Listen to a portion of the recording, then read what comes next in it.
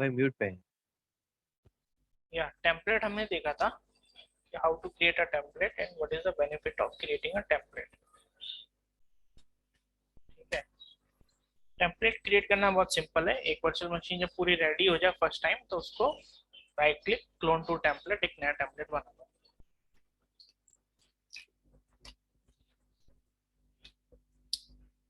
ठीक है, तो टेम्पलेट और इसी तरीके से क्लोन भी बनता है। एक वर्चुअल मशीन का क्लोन भी हम बना सकते हैं। तो क्या डिफरेंस है, कोई बताएगा? क्लोन मीन्स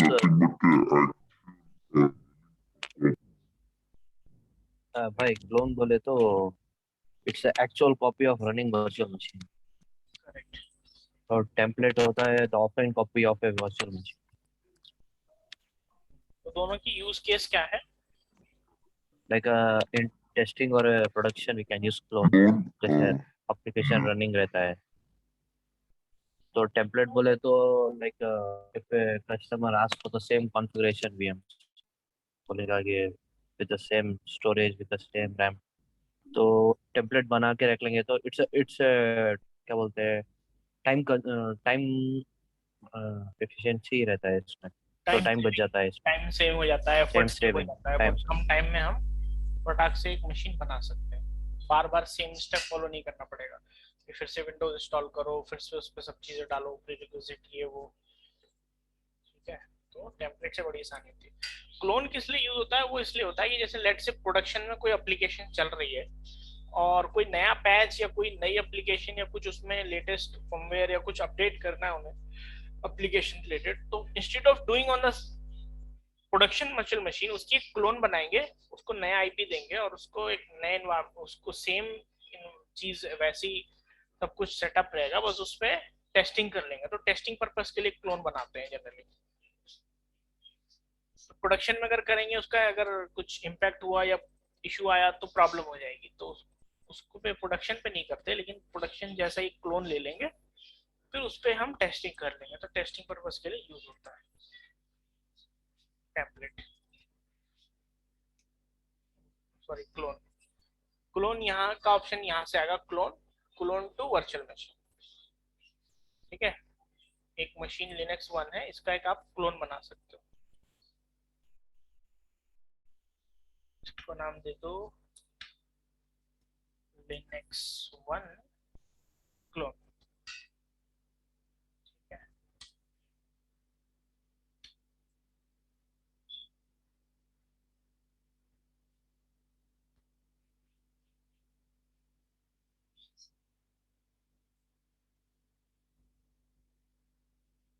स्लो चल रहा है।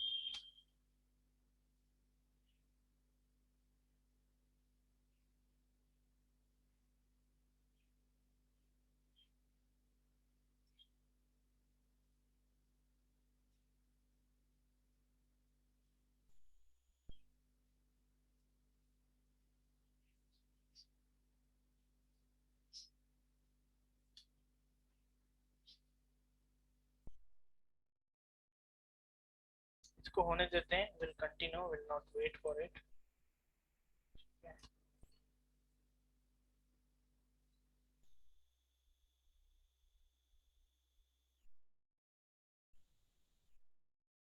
तो अब हम डिस्कशन करते हैं अपडेट मैनेजर से रिलेटेड और कुछ पैचिंग से रिलेटेड कर लेते हैं, ESX की पैचिंग से रिलेटेड।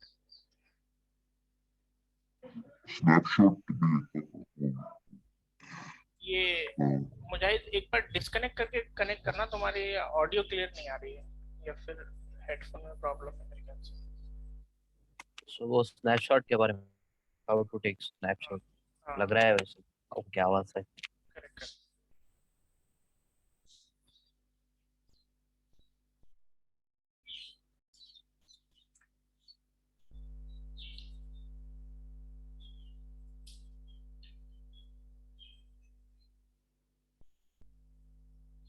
तो जैसे विंडोज सर्वर्स के पैचेस जो है वो मंथली रिलीज होते हैं, एवरी सेकेंड ट्यूसडे को, ये बहुत से लोगों को पता होगा।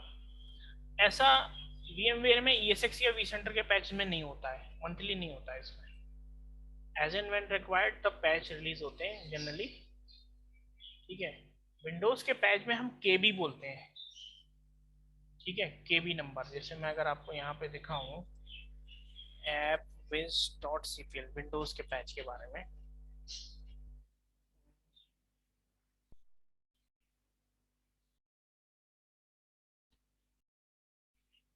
इसमें नहीं है तो यहाँ पे दिखा देगा।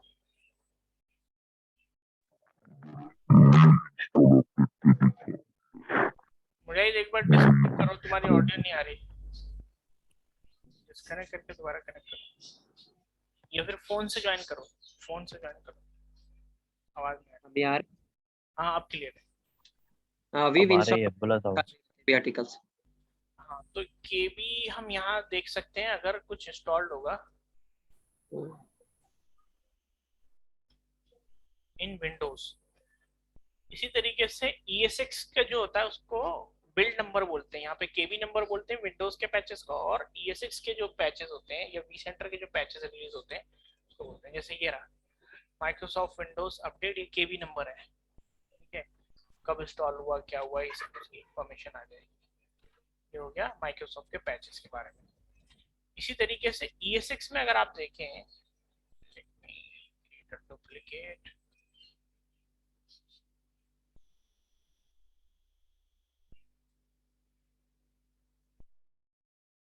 एक ESX का बिल्ड नंबर हम चेक करते हैं।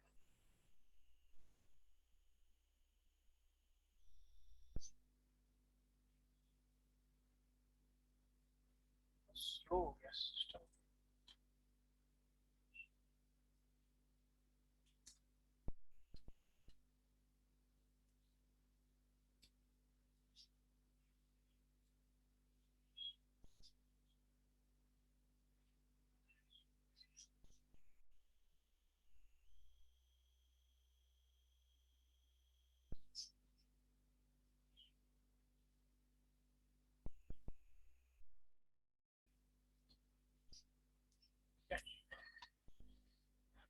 तो ये है बिल्ड नंबर जो ESX के हैं। सो लेट से हमारा वर्जन अभी 6.5 है, तो 6.5 का जो फर्स्ट रिलीज हुआ था ये रहा GA यानी जनरल अवेलेबिलिटी। जो सबसे पहला 6.5 का जो फाइल रिलीज हुई थी वर्जन, वो 2016 में हुई थी, उसका बिल्ड नंबर ये था, ठीक है। फिर ये नवंबर में हुई थी, फिर दिसंबर, जनवरी, फरवरी, 3 मंथ के बाद फिर पहला पैच रिलीज हुआ 488, बिल्ड नंबर ये रहा। देन नेक्स्ट मंथ ये रिलीज हुआ। तो इसमें कोई सीक्वेंस नहीं है, विद इन 1 मंथ भी दो रिलीज हो सकते हैं, जैसे मार्च 9, मार्च 28 दो रिलीज हो गए। अप्रैल में हुआ, उसके बाद बीच में मई जून में कुछ रिलीज नहीं हुआ, 7 जुलाई में ये रिलीज हुआ, ठीक है। 6.5 के ही पैचेस हैं अलग अलग, update 1, patch 02, update 1G, update 2, फिर ऐसी अपडेट 2 चल रहा है, ठीक है। एक्सप्रेस पैच अपडेट 3 आ गए यहाँ पे 19 में। Then express patch number, express patch, ये अलग अलग पैचेस हैं। तो इसका कोई सीक्वेंस नहीं है कि कब रिलीज होगा, कंपेयर टू माइक्रोसॉफ्ट के विंडोज के पैचेस के, वो तो हर सेकेंड ट्यूसडे को रिलीज कर देते हैं। लेकिन इनका जब इनको रिक्वायरमेंट होती है, कुछ सिक्योरिटी बग होता है या कुछ वल्नरेबिलिटीज होती है, तो ये रिलीज करते हैं। तो 6.5 की अगर हम बात करें तो इन्होंने लास्ट यानी इसी मंथ अक्टूबर में 12 को रिलीज किया है, जिसका बिल्ड नंबर है 186782235। तो कभी कभी interviewer can ask you what is the build number of, tell me any build number of your infrastructure of ESX के किसी पैच का बिल्ड नंबर बताओ। तो आपको अगर याद कर सको तो एक कोई बता देना लेटेस्ट, कि हाँ रिसेंटली लेटेस्ट ये है वो है, इस तरीके से, ठीक है। ऐसी 7.0 कब रिलीज हुआ था, जनरल अवेलेबिलिटीज की आई थी 2020 में, अप्रैल में, ठीक है। फिर मई जून में इन्होंने इसका पैच रिलीज किया, फिर अपडेट आया इसका अपडेट 1, वो अक्टूबर में आया। नवंबर दिसंबर में ये बिल्ड नंबर, तो नेक्स्ट बिल्ड नंबर रिलीज होता रहेगा अलग अलग पैच में, update 1, 2, 3, update 1A, 1B, 1C, 1D, 2A, 2C, 2D, 3A, update 3A भी आ गया है। मेरा infrastructure is updated to update 2 I think, या अपडेट 2, यस, ये अपडेट 2C तक है. I have not updated in last few month, almost यहाँ तक अपडेटेड है. राफी भाई आपका वी सेंटर कौन सा है वर्जन? 7.0 है मेरे पास. लास्ट 7.0 कौन सा अपडेट है? Build number? बिल नंबर यही है मेरे पास. बिल नंबर अपडेट 2 है शायद, उसमें भी काफी पहले किया अपडेट था. 2 में एक्चुअली प्रॉब्लम क्या आया था, अभी रिसेंटली एक बग आया था कोई वो आता रिसेंटली. रहता अगर अगर अगस्त का लास्ट पैच है देन दैट्स सफिशिएंट कि वो इम्पैक्ट नहीं करेगा, बट अगर उससे पहले का है तो अपग्रेड करना था. वो सब करते रहते हैं, आता रहता है, चलता रहता है. ये तो लाइफ टाइम है. पैच रिलीज होना, ये एक बार हो गया तो फिर बार बार करना ही पड़ता है. पैच कुछ ना कुछ आएगा, चलता रहेगा. ठीक है, तो अब ये तो थी कि कैसे रिलीज होता है, कब रिलीज होता है, वो सारी कहानी. बिल्ड नंबर क्या होता है, let me show you how do you apply a patch using update manager. या first of all what is update manager. ठीक है, अब हम देखने जा रहे हैं अपडेट मैनेजर क्या होता है.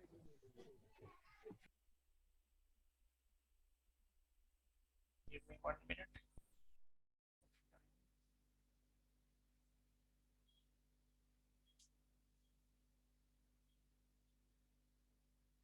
Update manager is again a VMware का प्रोडक्ट है ये, जिसकी हेल्प से हम ESX की पैचिंग या ESX का अपग्रेड करते हैं. अपडेट अपग्रेड में डिफरेंस मालूम है? अपडेट में पैचेस अप्लाई करते हैं, अपग्रेड में वर्जन चेंज हो जाता है. लेट्स से 6.7 था और 7.0 चेंज कर दिया, तो ये अपग्रेड कहलाएगा. और अपडेट में विद इन सेम वर्जन हम कोई पैच अप्लाई कर रहे हैं, केवी नंबर चेंज हो जाएगा, दैट्स इट, वर्जन सेम रहेगा. तो जब भी आप वर्जन अपग्रेड करोगे तो लाइसेंस नया चाहिए.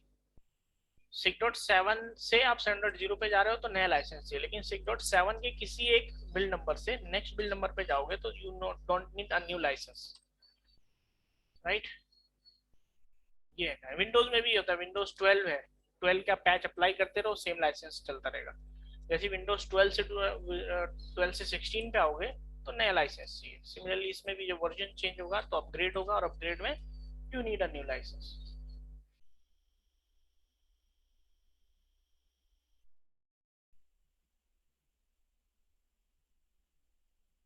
देखें vCenter is connected or not.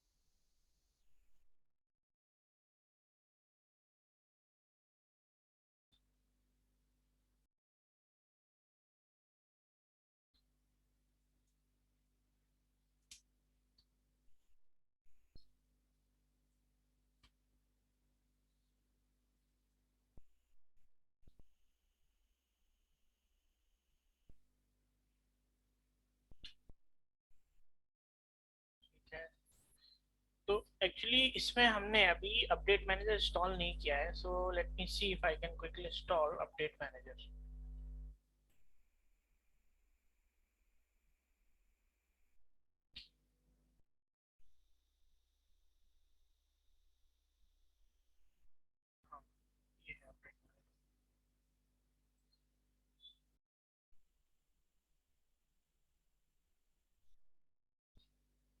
Same file को रन करेंगे जो हमने vCenter इंस्टॉल करने के लिए किया था, उसी में ऑप्शन आएगा. तो फर्स्ट टाइम हमने जब किया था तो क्या किया था, vCenter सर्वर फॉर विंडोज ये इंस्टॉल किया था ना. Now we will select vSphere update manager, वो इंस्टॉल करेंगे. ठीक है, क्या लिखा हुआ है, vSphere update manager is a Windows based program that enables centralised automated patch and version management of ESXi virtual machine and virtual appliances. इससे सिर्फ ESX के पैच नहीं, vCenter के भी कर सकते हो और वर्चुअल मशीन की भी कुछ चीजें कर सकते हो, जैसे VM टूल अपडेट करना है या फिर हार्डवेयर वर्जन अपडेट करना है, वो भी आप अपडेट मैनेजर से कर सकते हो. वर्चुअल अप्लायंस है या vCenter है, उन सबको भी आप अपडेट या अपग्रेड कर सकते हो. ठीक है, सो लेट मी ट्राई, अगर क्विकली इंस्टॉल हो जाए तो अच्छा है। अपडेट मैनेजर हम इंस्टॉल करके देखते हैं।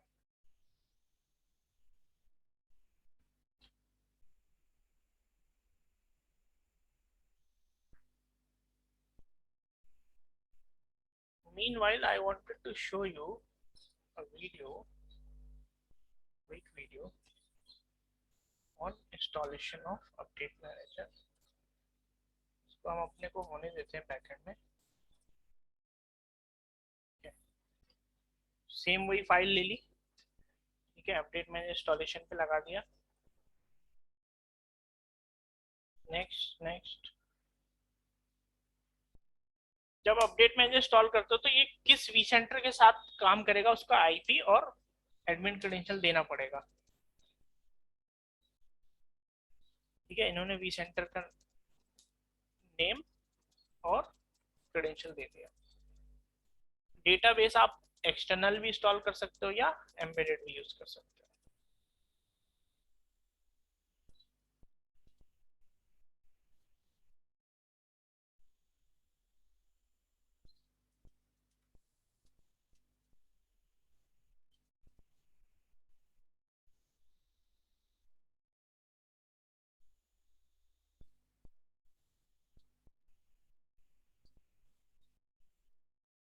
अब ये vSphere क्लाइंट के थ्रू vCenter को इन्होंने कनेक्ट किया।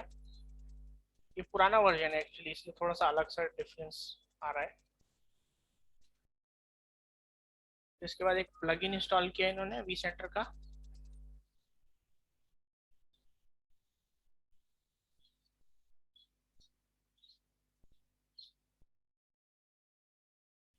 इंस्टॉल होने के बाद एक आइकन बना हुआ आ जाएगा अपडेट मैनेजर का vCenter पे ही।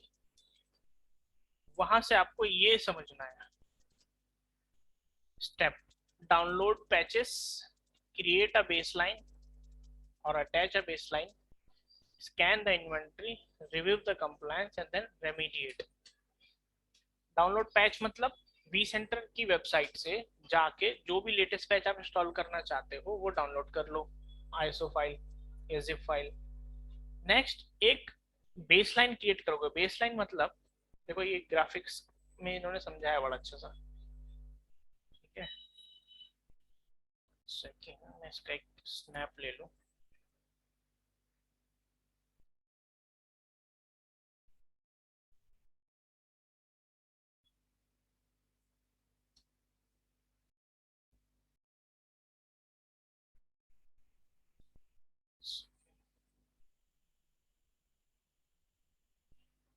ये है डाउनलोड पैचेस, वेबसाइट से डाउनलोड कर लिया।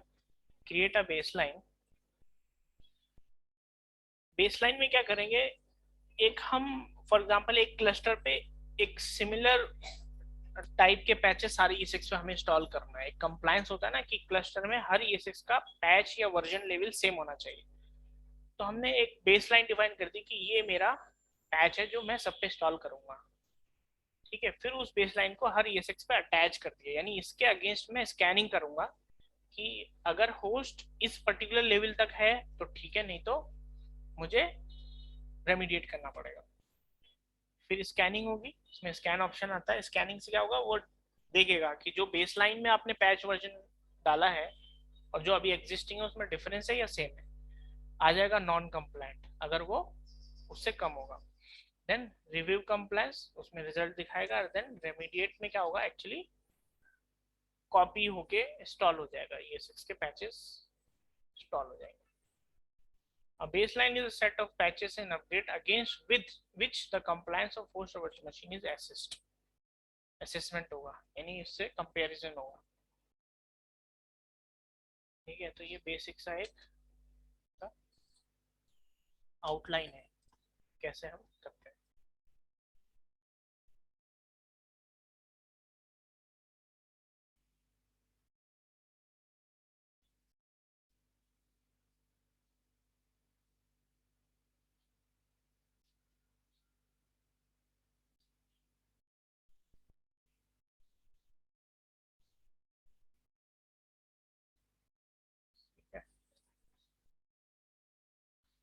ठीक है, ये कहाँ तक पहुंचा, इंस्टॉलेशन।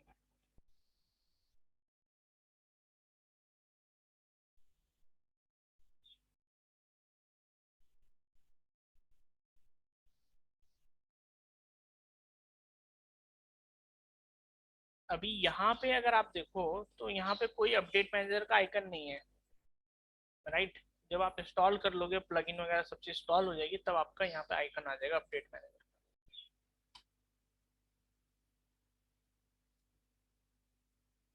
ठीक है,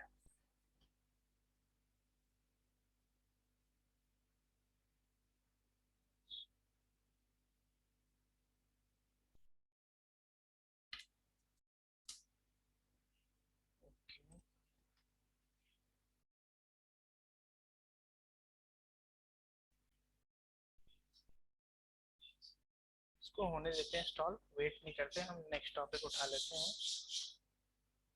होस्ट का मेंटेनेंस मोड भी एक टॉपिक है, वैसे तो शायद देखा होगा हमने पहले। क्या होता है जब भी हम ESX पे कोई एक्टिविटी करते हैं, एक्टिविटी इन द सेंस उसकी पैचिंग है, उसका अपग्रेड है, या उसका कुछ हार्डवेयर रिप्लेसमेंट है, या कुछ भी है, तो आपको क्या करना होता है, इस पर्टिकुलर होस्ट पे जितनी भी वर्चुअल मशीन चल रही है वो दूसरे होस्ट पे माइग्रेट करनी होती है। Then right click enter maintenance mode कर दोगे। इससे क्या होगा, यहाँ पढ़ो, a host in maintenance mode does not perform any activities on virtual machine. अगर होस्ट मेंटेनेंस मोड में होगा तो क्या होगा, कोई भी VM से रिलेटेड एक्टिविटी नहीं करेगा, इंक्लूडिंग VM प्रोविजनिंग, मतलब नई VM भी नहीं बना पाओगे आप। Host is up and running enabled, सब चीज वर्किंग है, ठीक है। मशीन को माइग्रेट करना पड़ेगा तभी मेंटेनेंस मोड में जाएगी। तो राइट क्लिक मेंटेनेंस मोड। तो जब भी हमें कोई एक्टिविटी परफॉर्म करनी है ESX के ऊपर, उसको रिबूट करना है, पैच करना है, अपग्रेड करना है, या कोई हार्डवेयर रिप्लेसमेंट करना है, always make sure you put the host into maintenance mode. ये आ गया मेंटेनेंस मोड का आइकन, ऐसे दिखा हुआ आएगा, ये लिखा हुआ भी आ जाएगा, होस्ट इज इन मेंटेनेंस। फिर हम इसको रिबूट भी करेंगे तो इंफ्रास्ट्रक्चर में कोई इम्पैक्ट नहीं होगा, ठीक है। फिर इससे अपना काम कर लेंगे और फिर वापस मान लो पैच अप्लाई कर दिया। जैसे इसका अभी बिल्ड नंबर क्या है, VMware ESXi 6.5 और 13932383, ये इसका बिल्ड नंबर, ठीक है। तो ये था इसका मेंटेनेंस। इसी तरीके से राइट क्लिक एग्जिट मेंटेनेंस। अगर आपका सब कुछ प्रॉपरली कॉन्फ़िगर है, DRS वगैरह इनेबल है, तो आप जैसी एंटर मेंटेनेंस करोगे तो ऑटोमेटिकली सारी वर्चुअल मशीन बाकी बचे हुए ESX पे माइग्रेट हो जाएगी। कभी कभी कुछ इश्यूज आते हैं तो आपको मैनुअली माइग्रेट करना पड़ता है, वरना ऑटोमेटिक माइग्रेट हो जाएंगी मशीन। फिर आप अपना इस पे पैच अपग्रेड कर लो। तो इसलिए एक अच्छे इंफ्रास्ट्रक्चर में ESX को पैच या अपग्रेड करने के लिए मुझे कस्टमर से कभी डाउन टाइम नहीं लेना पड़ता, because I have a maintenance mode. मेरे पास मेंटेनेंस मोड का ऑप्शन है,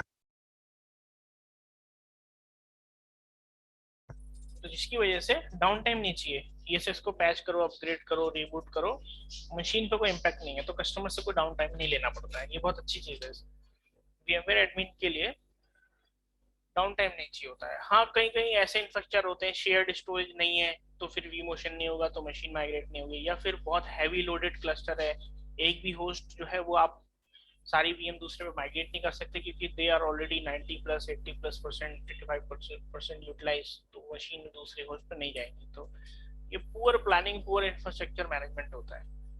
अच्छे इंफ्रास्ट्रक्चर में एक होस्ट को तो आप आराम से मेंटेनेंस में डाल ही सकते हो, देवी तो ऐसे काम करेगा। तो ऑलमोस्ट ऐसा इंफ्रास्ट्रक्चर होता है मेजरली जहाँ पे आप आराम से एक होस्ट को मेंटेनेंस में डाल के काम कर सकते हो। तो ये था मेंटेनेंस मोड। और क्या है, होस्ट प्रोफाइल। एक ESX होस्ट पे आपको बहुत सारी सेटिंग करनी पड़ती है। तो एक बार जैसे एक वर्चुअल मशीन के लिए टेम्पलेट का कॉन्सेप्ट है ना, एक टेम्पलेट बना लिया, सब कुछ सेटिंग कर दी और सेम चीज की मल्टीपल वर्चुअल मशीन बना सकते हो। इसी तरीके से कॉन्सेप्ट ESX के लिए कि ESX पे कोई भी कॉन्फ़िगरेशन करनी हो और क्लस्टर में सेम रखनी है तो आपके पास एक ऑप्शन आता है होस्ट प्रोफाइल। क्या करो, एक होस्ट पे सारा काम कर दो, जो भी नेटवर्किंग है, जो भी PM पोर्ट ग्रुप है, जो भी कुछ बनाना है सब कुछ बना दो। बनाने के बाद उसपे से एक होस्ट प्रोफाइल एक्सपोर्ट एक्सट्रैक्ट कर लो और वो सेम प्रोफाइल सब पे अप्लाई कर दो तो सारे होस्ट पे सेम सेटिंग अप्लाई हो जाएगी। मतलब ये एक तरह से ऑटोमेशन है, ठीक है। होस्ट प्रोफाइल ऑफ ESX 10 मैंने ये लिख दिया। तो अब इस ESX पे जो भी सेटिंग है, जो भी कॉन्फ़िगरेशन है, वो सब उसने निकाल ली, ठीक है। अब आप होस्ट प्रोफाइल पे जाके देखो,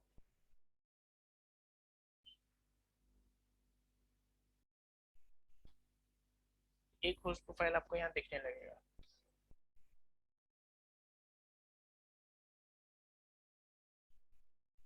अच्छा, अभी कंप्लीट नहीं हुआ एक्सट्रैक्शन ऑफ होस्ट प्रोफाइल।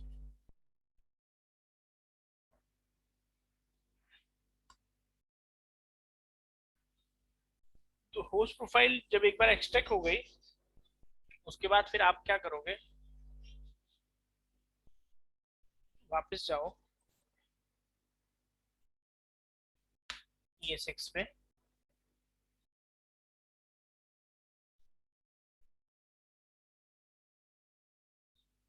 ठीक है। क्लस्टर पे गया मैं,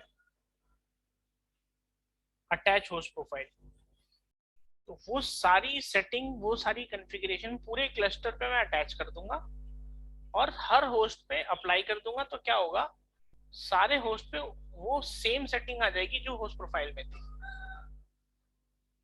ये है benefit of using the host profile. ये बहुत दफा पूछ लेते हैं व्हाट इज होस्ट प्रोफाइल, ठीक है। इससे रिलेटेड मैं अच्छा सा आर्टिकल दे दूंगा, इसमें ये सब चीजें जो मैं बता रहा हूँ वो सब मेंशन किया हुआ है, काफी चीजें डिटेल में है इसमें।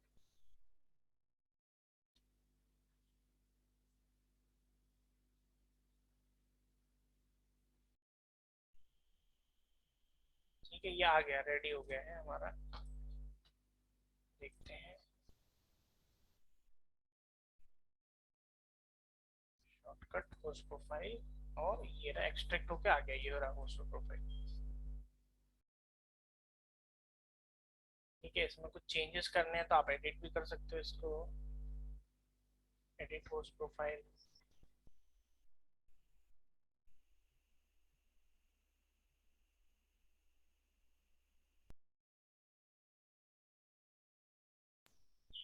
VMware क्या कहता है होस्ट प्रोफाइल के बारे में, वो आप यहाँ देख सकते हैं। Host profile provides N automated and centrally managed mechanism for host configuration and configuration of compliance.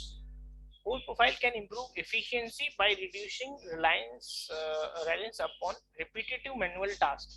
Her ESX पे जाके जो एक एक सेटिंग बार बार करनी पड़ती थी, उसके बजाय ऑटोमेटिकली एक पे सेट करो और सब पे अप्लाई कर दो, तो सब पे सेम सेटिंग अप्लाई हो जाएगी। क्या करता है, host profile captures the configuration of pre configured and validated reference host. एक रेफरेंस होस्ट का प्रोफाइल आपने एक्सट्रैक्ट किया, स्टोर द कॉन्फ़िगरेशन, ठीक है। मतलब स्टोरेज सेटिंग हो गई, सिक्योरिटी और अदर पैरामीटर हो गए, वो सब आपने वहां से निकाल लिया। Then apply to individual host और a cluster, all the host and the cluster associated to that host profile affects all hosts and result in consistent configuration across the host। पूरे होस्ट पे, सारे होस्ट पे उस cluster की same setting आ जाएगी जो profile में थी, ठीक है। तो ये बहुत अच्छा फीचर है। तो ये मैंने होस्ट प्रोफाइल को जब एडिट किया तो सारी एडवांस कॉन्फ़िगरेशन जो भी आपको करना है वो सब कुछ आ जाएगा। यहाँ तक कि if you want to make a common password for all ESXi host, तो उसके लिए भी यहाँ पे ऑप्शन है। इसमें हम लोगों ने बहुत बार यूज किया है इस तरीके से। सिक्योरिटी में गए, सिक्योरिटी एंड सेटिंग में गए, देन सिक्योरिटी में गए, रोल एडमिन यूजर कॉन्फ़िगरेशन, ये रहा रूट पासवर्ड, ये रहा। यहाँ पे एक बार डिफाइन कर दो, सारे होस्ट पे अप्लाई कर दो, सब पे सेम पासवर्ड अप्लाई हो जाएगा आपका। और ये एक मेथड है, अगर vCenter पे एडेड है आपका ESX, उसका पासवर्ड आप भूल गए तो रीसेट कर सकते हो यहाँ से, अगर एडेड है vCenter पे तो, वरना नहीं। तो बहुत बार मैंने इससे पासवर्ड रीसेट भी किया है, ठीक है। तो क्या फायदा हुआ होस्ट प्रोफाइल से, पूरे एनवायरनमेंट में आप कंसिस्टेंसी यानी एक कॉमन कॉन्फ़िगरेशन लगा सकते हो एक बार में, सब पे जाके पासवर्ड रीसेट नहीं करना। लेट से कंपनी ने कहा कि 3 मंथ्स के बाद आप पासवर्ड को चेंज कर दो सारे होस्ट का, So you need not to log into individual host and then reset the password. No, just create a host profile, set the password and apply the host profile to all the hosts at once and it will be changed. That's it. ठीक है, यहाँ से बहुत कुछ कर सकते हो आप होस्ट प्रोफाइल से. एक डिस्ट्रीब्यूटेड स्विच बनाना है, वो भी आप यहाँ से कर सकते हो, तो सब पे डिस्ट्रीब्यूटेड स्विच बन जाएगा. ठीक है, तो ये था होस्ट प्रोफाइल का बेनिफिट और कैसे हम होस्ट प्रोफाइल अप्लाई कर सकते हैं.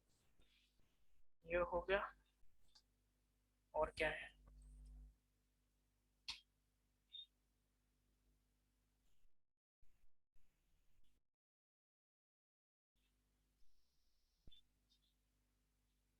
vSphere update manager install sheet. अब ये इंस्टॉलेशन शुरू हो रहा है vSphere अपडेट मैनेजर का. अभी .NET फ्रेमवर्क इंस्टॉल कर रहा था वो, अभी अपडेट मैनेजर को इंस्टॉल कर रहा है. ठीक है, let it complete in the background.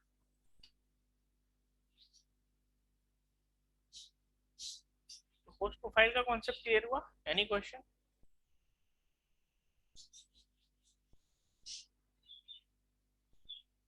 Any question related to host profile? Is it clear? Yes, no? Yes, sir. बहुत सिंपल सी चीज है और अक्सर पूछ लेते हैं.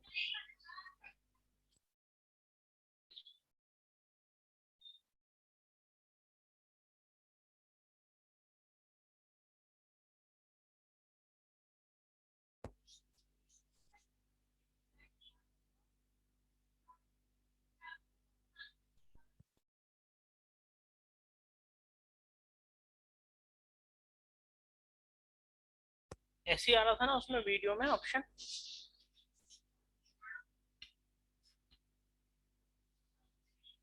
हाँ.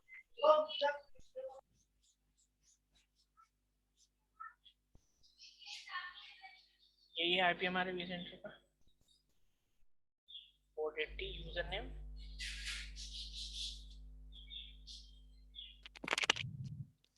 administrator at vSphere local, password admin at 123. Next,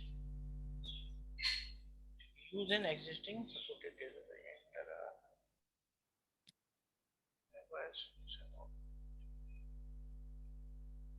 एक डेटाबेस का नाम मांग रहा है एक्चुअली, तो हमने अलग से तो इंस्टॉल नहीं किया है.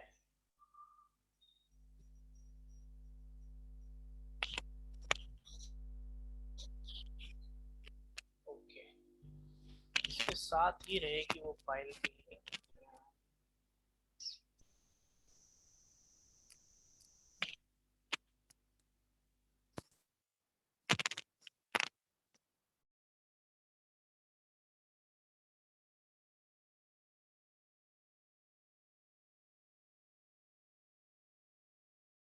ये है एम्बेडेड डेटाबेस का ऑप्शन, यहाँ से इंस्टॉल करना पड़ेगा पहले से.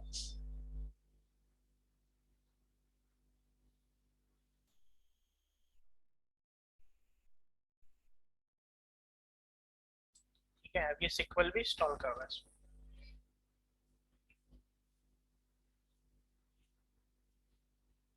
एक टॉपिक था अलार्म, तो मीनवाइल ये हो रहा है, हम एक अलार्म वाला टॉपिक देख लेते हैं. क्या है, कहाँ है?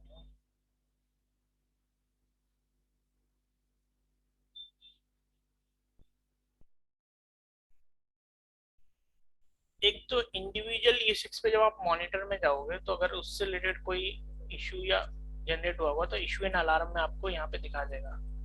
ट्रिगर्ड अलार्म्स यहाँ पे आ जाएगा. ठीक है, और एक आपके पास ऑप्शन है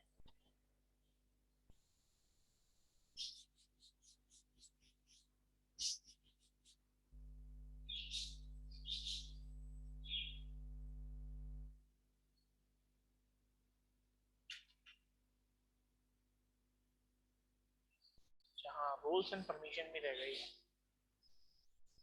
ठीक है, रोल्स एंड परमिशन भी देख लेते हैं. अलार्म भी देखेंगे, पहले रोल्स एंड परमिशन देख लेते हैं. अब ये याद आ गया है, अब इसको देख लेते हैं, बहुत इम्पोर्टेंट है. तो अभी जो हम लॉगिन है वो एडमिन से लॉगिन, राइट, एडमिनिस्ट्रेटर vSphere.local। हम एक अकाउंट, एक लोकल vSphere.local पे ही एक दूसरा यूजर बनाएंगे जिसको हम परमिशन डिफरेंट देंगे, ठीक है। तो उसके लिए हम क्या करेंगे, सिंगल साइन ऑन के नीचे यूजर एंड कॉन्फ़िगरेशन ऑप्शन आता है, वहां पे गए हम और vSphere.local डोमेन सेलेक्ट किया हमने और यहाँ पे एक नया यूजर बना रहे हैं। Let's say user name is Rahim and password is admin@123, एक to confirm password admin@123, first name is Abdul, last name is Rahim। Let's say कि हमारी ऑर्गेनाइजेशन में, हमारी टीम में किसी ने ज्वाइन किया, ठीक है, तो हम कहेंगे इसका रोल है लेट्स से L1,